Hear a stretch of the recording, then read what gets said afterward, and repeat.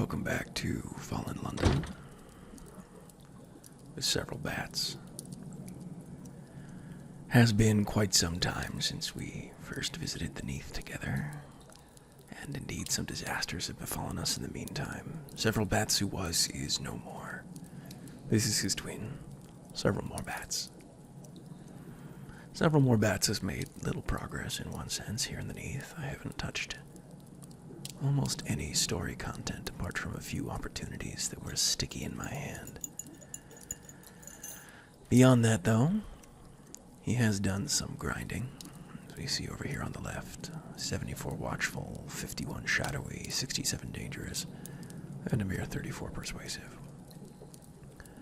Thought it would behoove us in attempting to tell some of these stories in a coherent way to ensure that we were over-leveled for them when we got into them. Failure is fun, but not so much fun to watch, not over and over. Chose now is the time to revisit the Neath with you, because the Feast of the Exceptional Rose has come around. Let's visit our lodging and see what it's all about.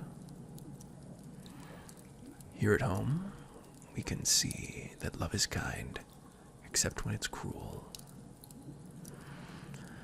We can celebrate the Feast of the Exceptional Rose.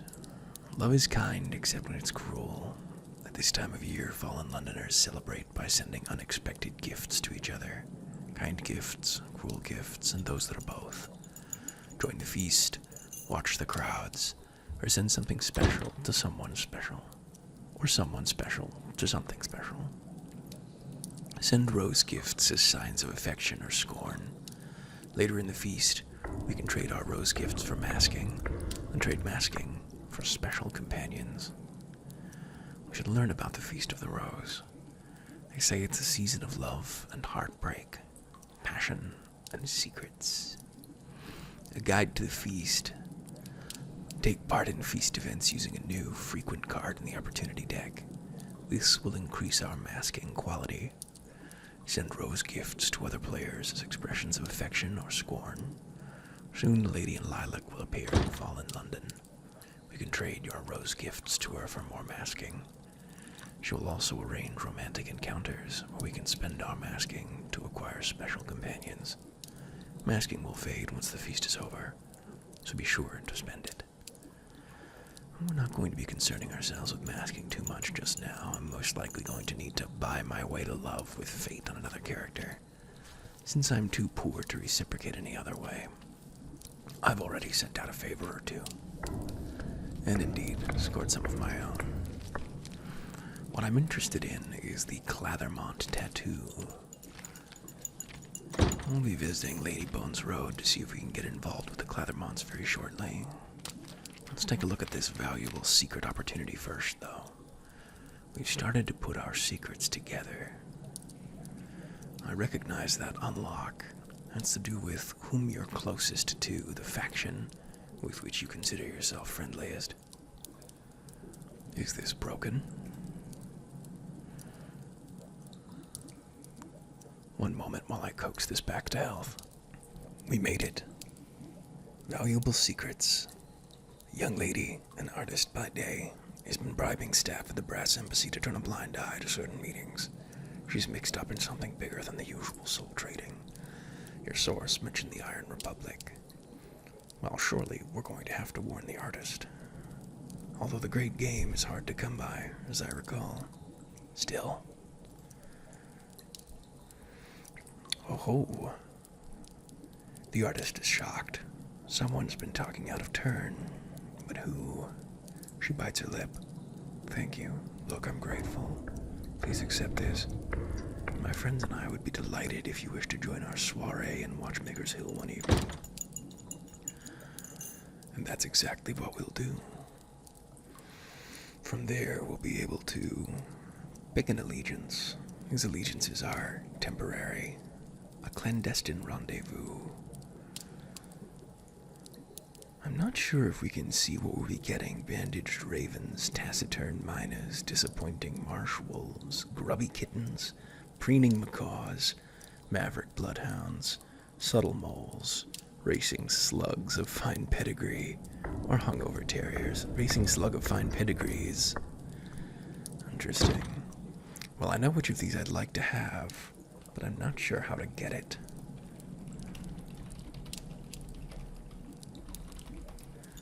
I'll take a visit. Let's see who it is that would reward the taciturn mina.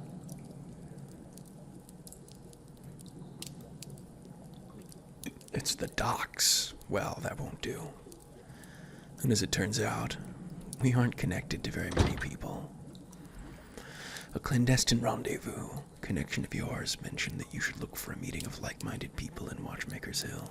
They assured you it would be to your advantage to turn up. So here you are. Who is the connection exactly? The dockers are unionists. It's tempting. I could go befriend them. The devils, society. I'm not convinced that those are worth having.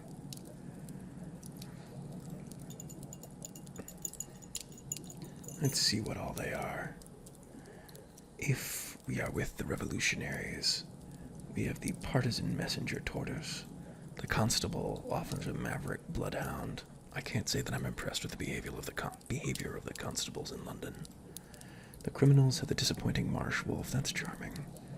The tomb colonists have the bandaged raven. Can't say no to that, but the tomb colonists are a little distasteful. The society lady has the racing slug. The devil is the preening macaw. I have to admit to a certain fondness for devils. The spies have the subtle moles. The urchin, that would be the great game. The urchin has the grubby kitten. The dockers, as we've seen, have the taciturn mina. The cleric, the telltale beetles. And the hungover terrier from the Bohemians. Well, I have to say that I think... But the devils do leave the soulless in their wake, and that's no good. The urchins, I think, might be most charming for now, and we can't pick them yet. Another time. Pop out another opportunity. Surface ties, the seeker. This is one of the few plots that I've advanced anything on. I've just chosen people who were following me to the Neath. In very vague terms. Long ago on the surface, we sent someone out looking for secret knowledge. They found us at last. Well, we have to hear it. We do want every last scrap. We are getting a little bit heavy on nightmares. It burns in our dreams. There are few secrets of this magnitude. Our mind can barely contain them. You've stripped the surface of its last wretched secrets, but the Neath lies before you now. It is considerably more secretive. We'll leave the tea with the vicar for now. Don't want to get involved with that until we've handled the Clavermonts. The Clavermonts deal in the tattoos of spies. We'll need to get involved in Lady Bones Road to get to know what they're up to. Making your name in the case of the honey-addled detective. His mind is half gone, but his reputation remains. He contracts us out in his work to up-and-coming investigators. There's an opportunity for us, but we'll have to find him first. It's a test, not an ordeal. Our skills will suffice. Set out to track him. Begun a case, increase our progress to 10, and he will appear. Look for the store that with a jigsaw sign or many opportunity cards. We've just blown through those. Pursuing our current case, slow and steady options. We can use whispered hints to progress more quickly. How much do we need? 10? How much is this worth? Yes, we got 6, that's fine. That would work. The low detail of some of these capers is a little unimpressive. Everything from the scandal columns to the confidences shared in the square at Hangman's Arch. In a furious sea of rumor, sometimes one encounters an iota of truth. 3. Oh, interesting. We actually lost something more valuable that time. And we gained less in return. That seems bad. It did tell us that, though. I'll drop the 2. That would have done. The places they go, the people they see. Makes a little more sense now.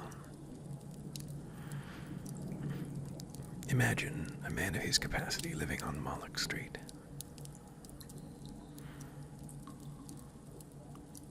The inhabitants of Moloch Street are reticent. The detective must have paid them for their silence.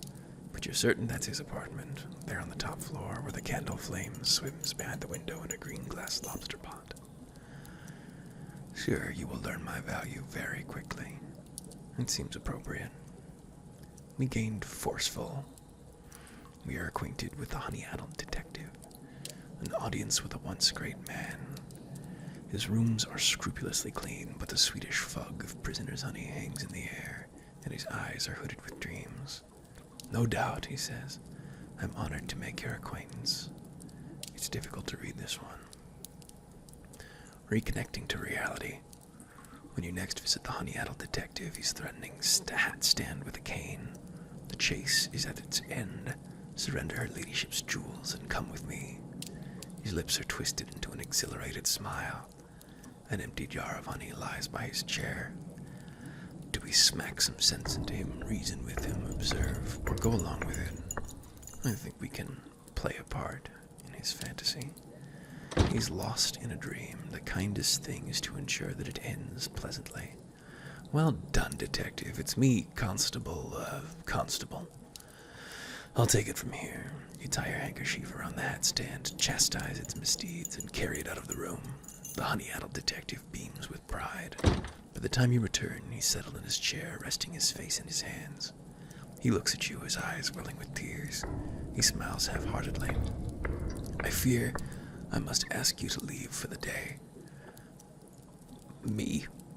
It appears I have no term of address. I wanted to discuss a matter with you. Tattoos. But another time, perhaps. This is the end, for now. Record the matter in our journal. Kettle on the boil, an armchair awaiting our grateful wait. The temptingly creamy surface of an empty page. Perhaps one day we'll publish. Compilation of case notes. Can you actually revisit those is the thing? In setting down the details, one always records a few final points of interest. Let's take a moment to look at ourselves. Note my exceptional rose outfits. I've probably got more BDR than most people whose lowest stat is 34. But I'm looking ahead. These are the best in slot.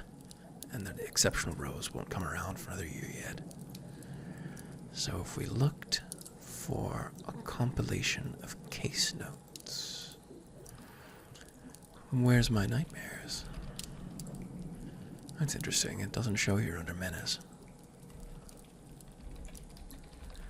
It appears the compilation of case notes is an item, but it is not interactive. Oh, a starveling cat. Yes, a friend sent this to me. He said, giving me -3 persuasive just by being in my inventory. That seems unkind. Oh, it certainly is. Maybe it's not. That might be all my shadowy gear. +5 persuasive. Alright, it's not doing me any harm. Proved quite difficult to grind shadowy. A normal way to get these stats up is to do social actions with other players and convert them, but the shadowy one gives suspicion. No one wants to get that. The Feast of the Rose. Here we go. A dance with devils, a lover's tryst, seasonal mischief. I do not have a Mask of the Rose, but I could go get one. Maybe. From the Hattery section of the bazaar, feast is in full swing. London hums along with passion and scandal. At the center of the city, the bazaar's sigils pulse like a fluttering heart. Well, can I buy myself a Mask of the Rose? It only costs 1. I'll take it. I should probably strip off my shadowy gear again, because it looks like I'm probably going to need to be charming. No one trusts a shadowy man. A crowd streams into the ballroom. I won't be using these. I'd have to put you away. Although it would be nice. An assignation in the garden with a friend. Assignation in the garden with a stranger. Yes, I do think I'm going to invite a friend. So I'm going to need to put you on pause because I cannot show you fate-locked content. One moment while I nip out for an assignation with a friend. Well, that was refreshing. And when I left, I was dumped into a persuasive storylet. This is a way to show how far you've come. I believe I certainly want to pick the lowest level. And I think that would be this one down here. We've been exploring the wonders of the honeyed world. It's strange that they have you do that, even when you are a new character. A new star in the Neath. This is a very strange moment to have had this arrive. Oh good, it's you. A prospective novelist stands on a chair and bellows at you over the singing mandrake's cheerful din. He's using a copy of your latest work to semaphore the message. Join his group for a drink. Apparently we've completed something now. Gracious and literary triumph. Each of his friends has a copy of your mushroom epic. Every copy is well thumbed, some are heavily annotated. Their admiration is palpable. Sit at the head of the table. Honor your new friends with your wit and wisdom. Well, this is a typical experience in the life of a several bats. Having no idea what it is that I've accomplished, I'm going to bluster and take credit for it anyway. My name is written with the ink of the gutter. Celebratory evening. Glasses lift high in toast after toast, sloshing black wine. Your companions top up your drink whenever you pull it from your lips. Even the most jealous doesn't take the opportunity to poison you. How civilized. When two other tables, one headed by a notable jewel thief, the other by a wayward heiress, grow raucous, your friends raise their compliments to a bellow. One of the heiress's retinue licks something golden from a silver spoon. She smiles sleepily, leans back, and vanishes into empty air. Parabola. Prisoner's honey, the prospective novelist slurs, the poet's finest friend. You should try it. Seems he slipped me some. However, I have business to attend to, and it is not to be found here in Field Garden, but in Ladybones Road.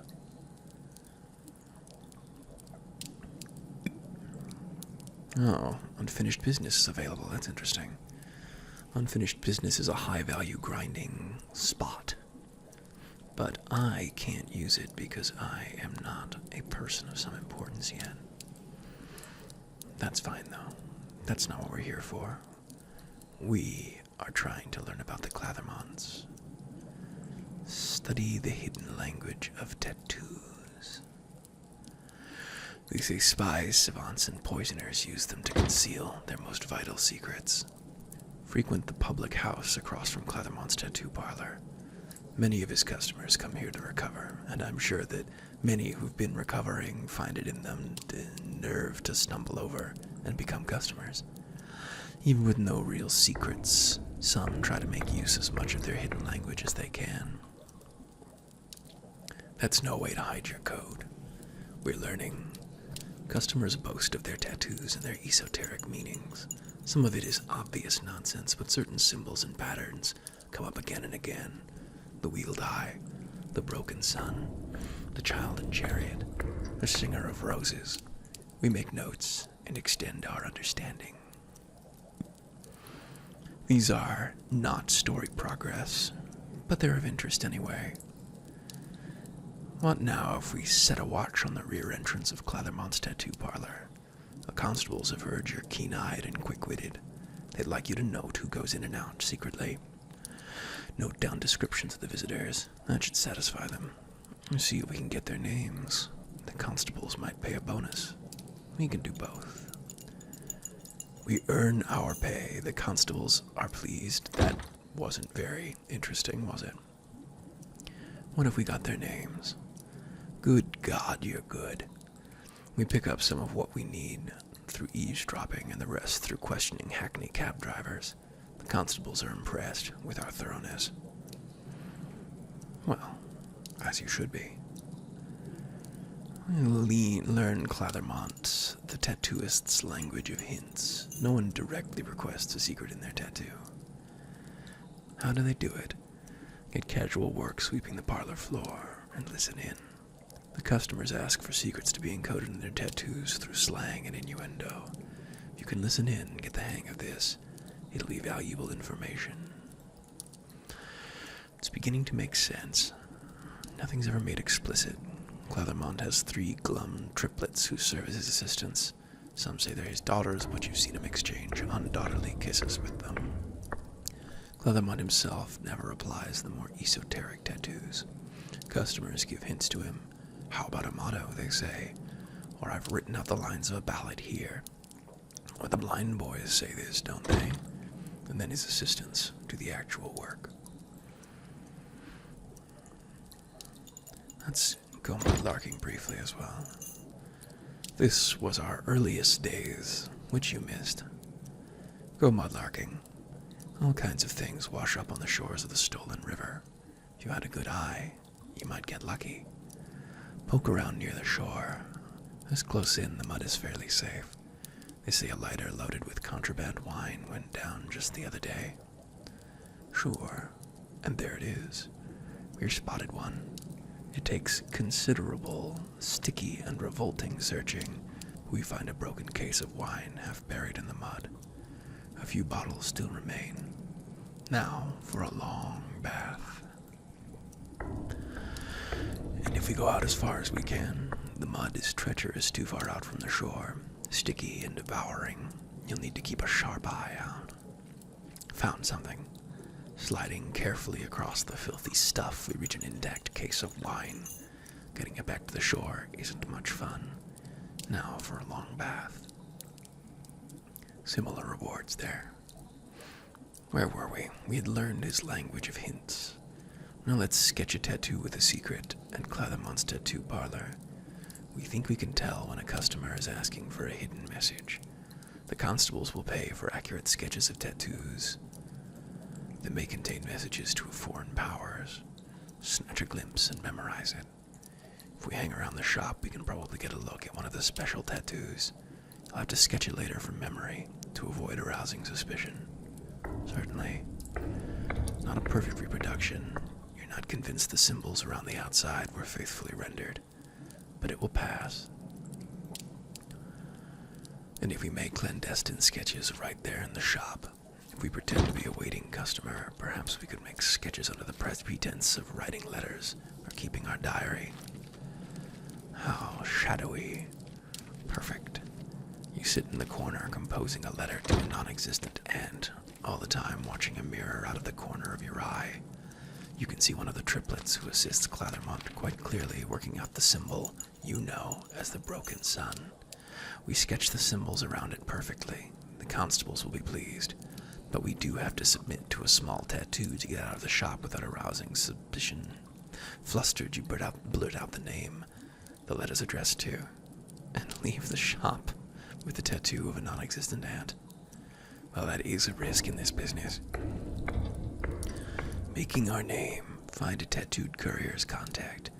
The constables suspect the revolutionaries are using Clathermont's tattoos to feed information to a foreign power.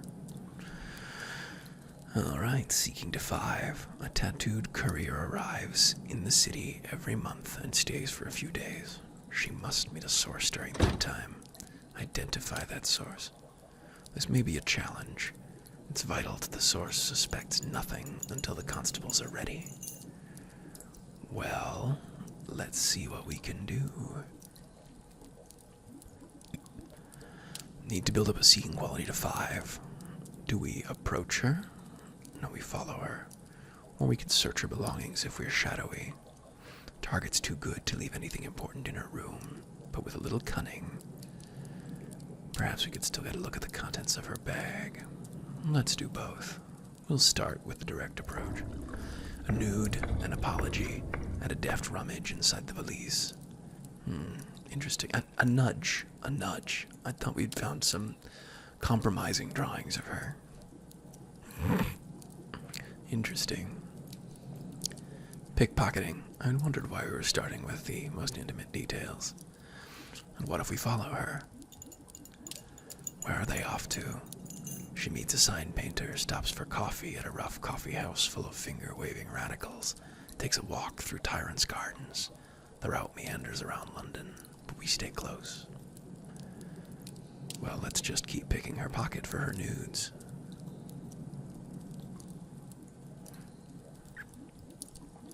There we are. We've got enough information to continue our investigation. Onward. Very well. Finding a tattooed courier's contact. A modest challenge to our seeking quality. I'm confident. And I had every right to be. The gin-soaked actress.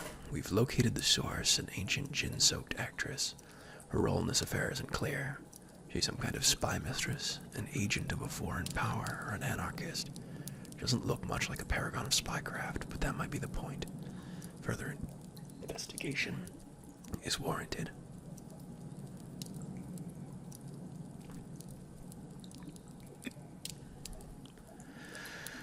Let's keep moving. These are the same options we had before. Well, I would nearly be stalled out, except that I have recently found myself in possession of a ton of dark drop coffees. I have 8 of them. That's 80 actions. Consume dark drop coffee. Musky. Explosive. Almost certainly not actually brewed from bat guano. That's just Mr. Wine's little joke. Drink the coffee. Coffee is pleasure in pain. The stuff is best drunk when the candles are guttering and you need fire in your belly. Grind it fine, and add only a little water. Does this cause wounds? Yes, it does. Here we go. Our blood surges into motion, and our muscles twitch. Ugh, have we been poisoned? No, it's the coffee working its black magic on our body. Here we go. Let's take 2. 10 actions have been refreshed. We'll leave it at that for now. See if we need more. Now, we were finding out the identity of the contact. Fairly generic progress through this. We will repeatedly take her nudes.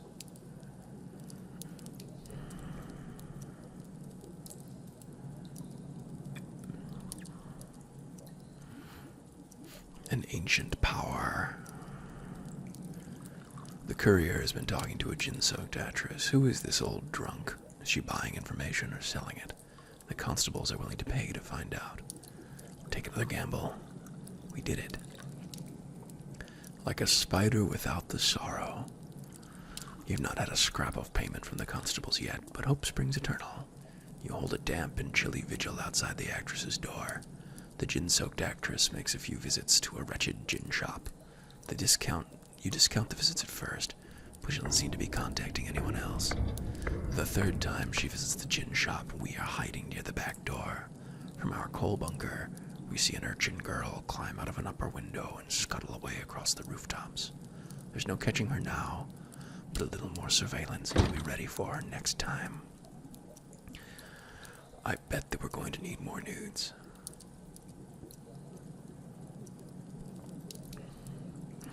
Same old options. Just a bit generic there.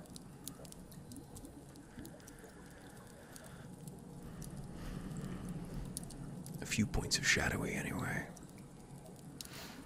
I ended up chasing black cats in spite over and over again, reducing my stats so I could face them as dangerously as possible. This was not what we were looking for. We were looking for this man. The tattooed messenger has been talking to a gin-soaked actress. The gin-soaked actress has been passing messages via a spider-foot urchin. Where's the agile urchin going? She hasn't actually got spider feet, as far as you know. She's tremendously fast, though. You'll never keep up with her on the rooftops, but after a few trips, you should be able to work out her route. East. East. Every time you lose the spider-footed urchin on the rooftops, you mark the spot where you lost her. When she passes again, you pick up her trail. Takes days, but eventually you trace the urchin's path. She heads eastwards, across the well-trodden rooftops of Spite, and further east still to the colored lights of Mrs. Plenty's most distracting carnival. Finally, the urchin heads for the tent of Madame Shoshana, the fortune-teller. What's going on in there?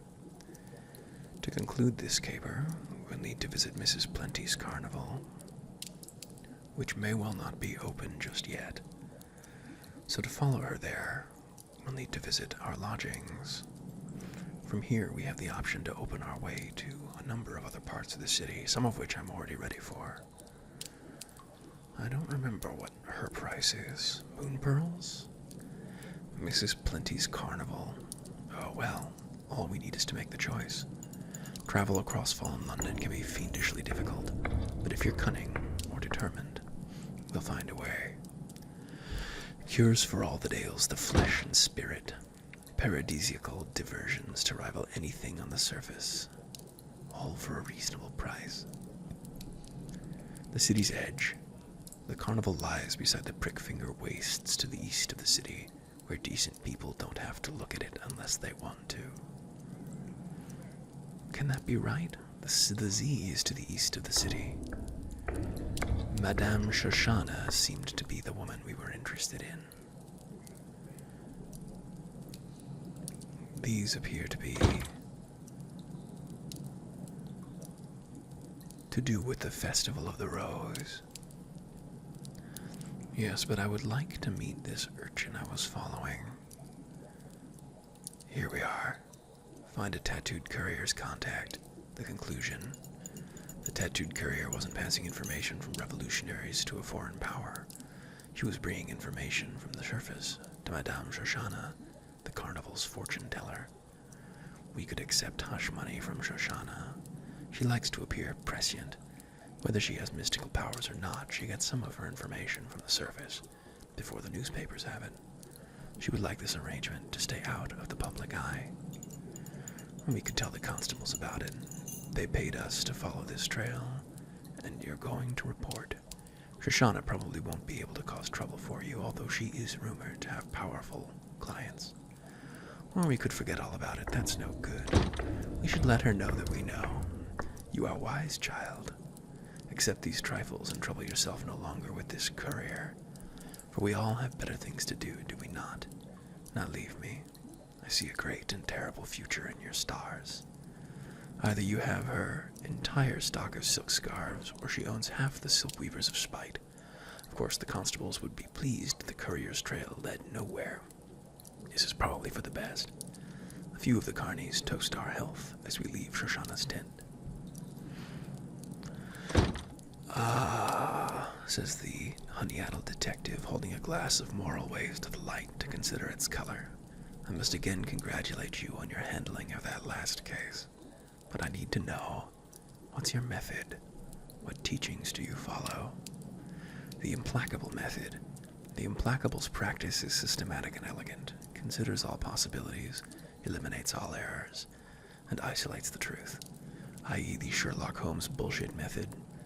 The unconfined teaches the truth is worth any sacrifice. Assumption, deceit, and illusion must be aggressively dismantled, and the truth freed. The doctrine of the anchoress. Her teachings are intuitive, devotional, revelatory. She is your guiding star. Or is it our own genius? We have little sympathy with established philosophies. We have invented a method of our own. I'm content to call myself unconfined. We became more ruthless and less subtle. Which road to truth do we follow? Recollections of Pandora. The honey-addled detective steeples his fingers and narrows his eyes. Be wise in your search for truth, my friend. I've fought my way to it before, but there are some truths I wouldn't fight to keep contained. I would fight to keep contained. He takes a slow drink from his glass and doesn't speak again until it's drained. But you do have a talent.